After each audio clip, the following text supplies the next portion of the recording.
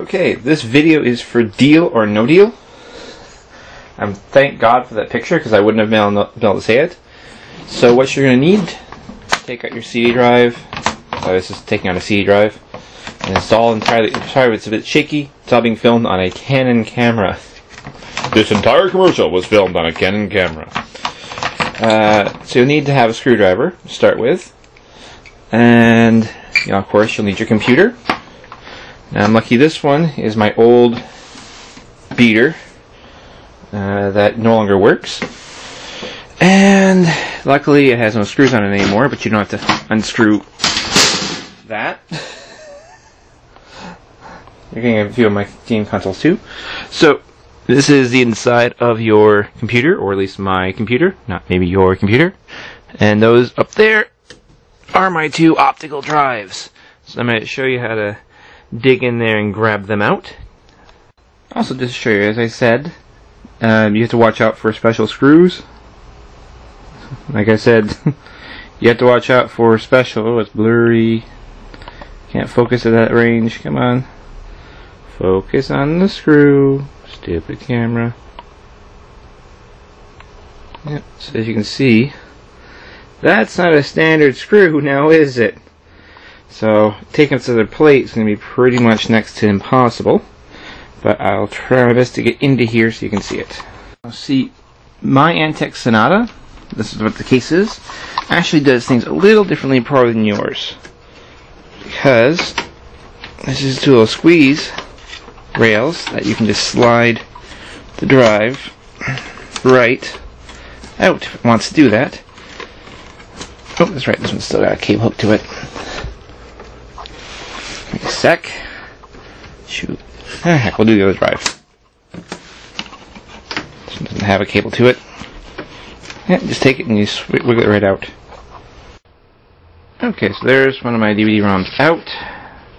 Actually, this has a specialized rail that it actually uses. That's actually what these all use. Take a look down here. This is where the hard drives were installed. They all have these specialized rails. But if you don't have them, what you're going to have is something more where you're going to see the cage up here, and there'll be a series of rails where the screws are going to go in. So what you do is you have to undo the screws, and then you can slide it out. And you'll have one of these. Now, this is the back side of it. And as you can see, this is an IDE cable. IDE cables look like this. They're big ribbon cables. Big ass ribbon cables.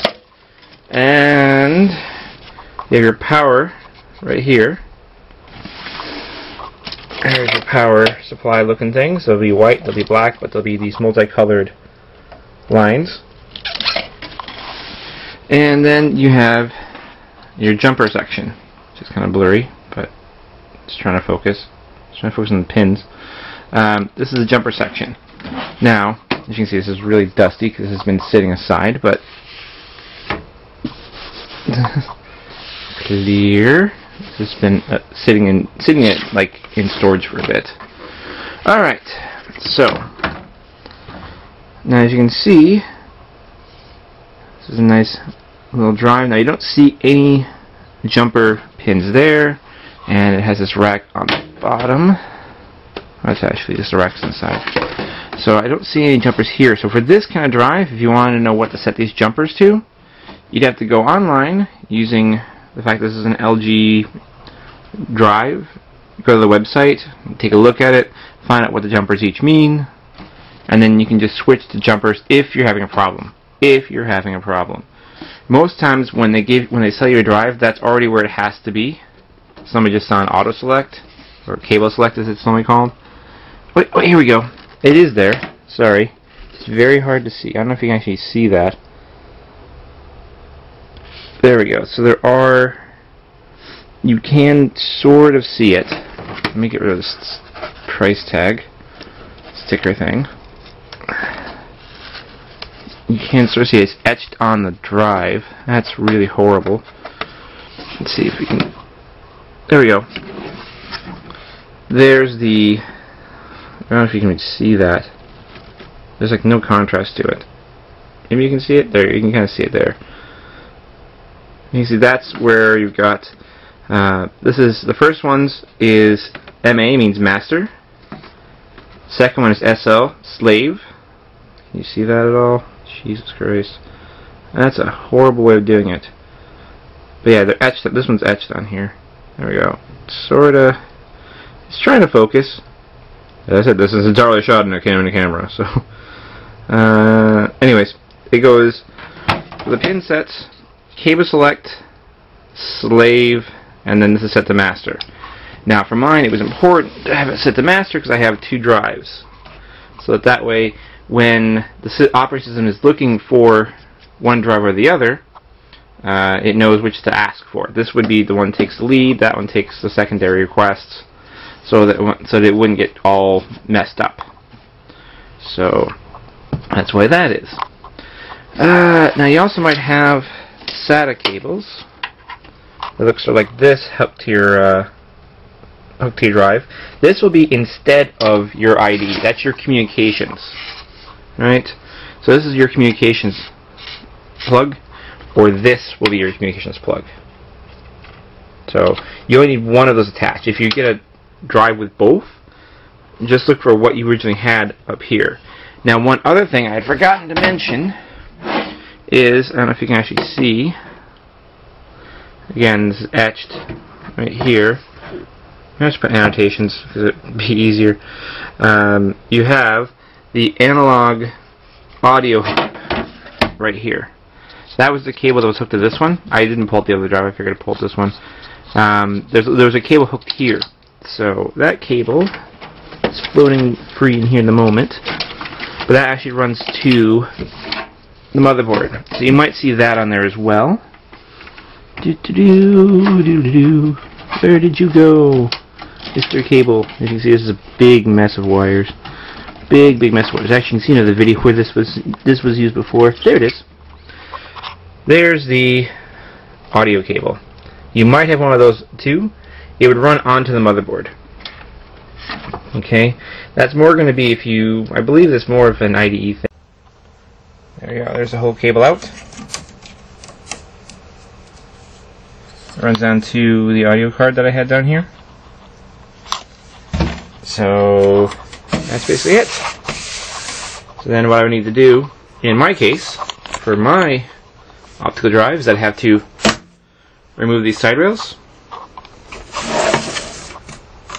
You can see there's the screws you'd be looking for. You see there's a couple different screw holes on these, but you'd remove the side rails of this one, slide it back in the front, and I'm good. For yours, depends on your case. If you don't know how to get it out of here, take a look at what the case is. You can normally find most documentation online. Most techs who work in the industry will post stuff and get rid of the information that they get every day, so you can actually find out yourself for these things. But hopefully that helps you out a little bit. If not, well, sorry, I don't have every kind of case here. I wish I did, but I don't have an old. I used to have an old style case that I could have shown you the screw holes, but like I said, most modern cases are easy in, easy out sort of things. Oh, and the other thing you have to make sure of is, let me put it back, I'll show you this, is make sure when you get it in here that it is going to fit flush. Make sure it stays in here.